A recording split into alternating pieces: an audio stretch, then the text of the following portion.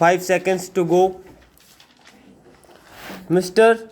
Deputy Speaker, Sir, may I, with your permission, intervene and say a few words in regard to the various matters that have been discussed.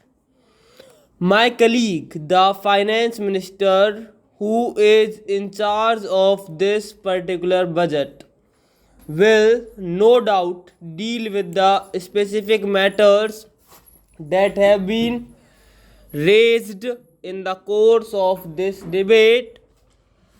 I need hardly remind the House of the fact that although this budget is the individual responsibility of the finance minister, it is also the responsibility of the entire government. And as Prime Minister, I am entirely responsible for it as well as any other member of the government.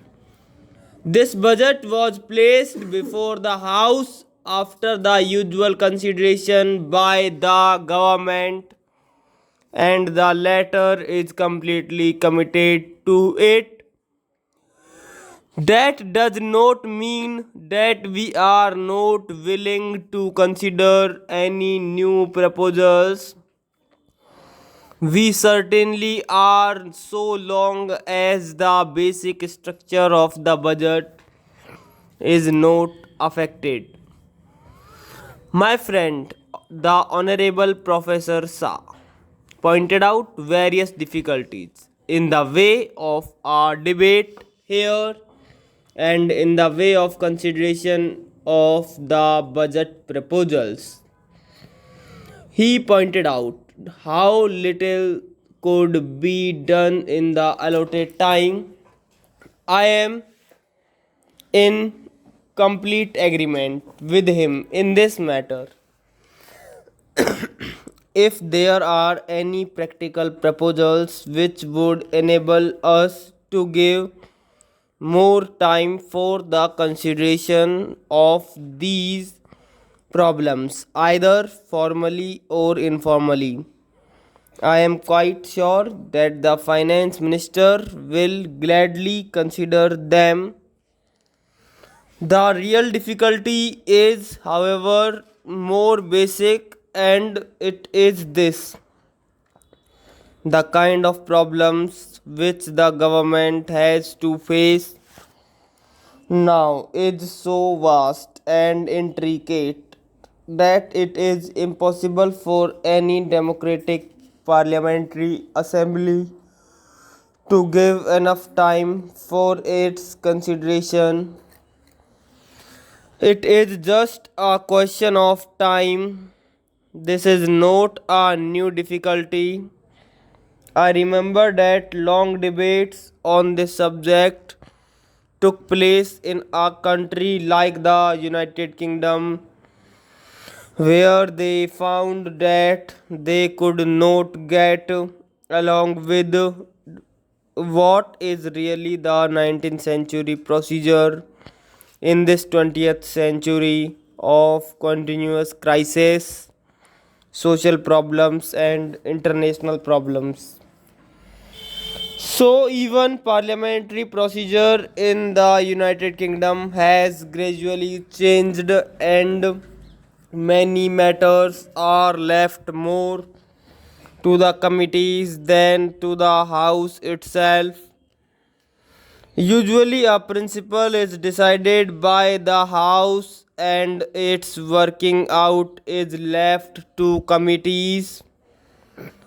The House cannot find time to consider everything. That is a difficulty inherent in the situation. If we can find a remedy for it,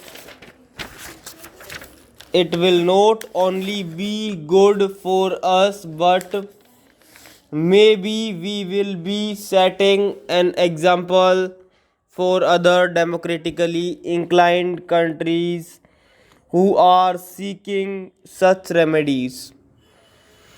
In spite of the fact that Parliament is in continuous session, it is not able to find time to consider in detail all the important matters that come up. We have, in fact, much less time because we are not in continuous session. I suppose our sessions will inevitably become longer and longer so as to enable us to deal with more and more problems and have more and more discussions. Anyhow, I have stated what the difficulty is at present.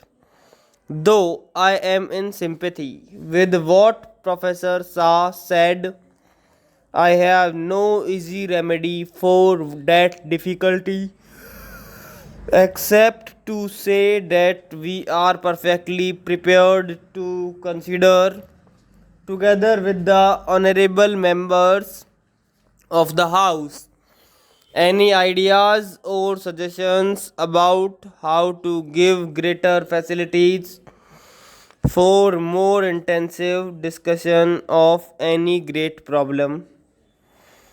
An honorable member referred to the budget speech as being directly or indirectly a survey of all manner of problems, domestic, international, economic, foreign, etc.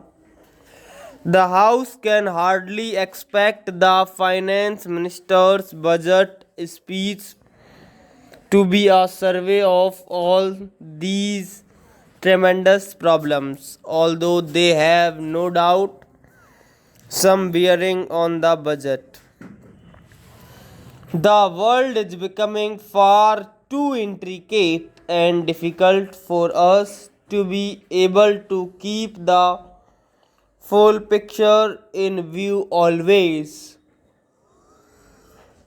As I listened to the honorable member who spoke just now, I was wondering whether we had the larger picture in mind or were getting lost in few minor and secondary matters. For instance, having referred to the government's extravagance, the honorable member went on to say certain things in regard to our bringing forward a bill for giving a pension to the president that signified to me an approach which I would call 100% wrong. Besides, I should have thought matter for debate or reference here. I say, even if this country is starving, even then you have to provide for our president. The honorable member perhaps prefers starvation for the president and himself. I certainly will not stand in his way, but we are considering graver matters than this, and the fact that such points are raised shows that we are not looking at the problems.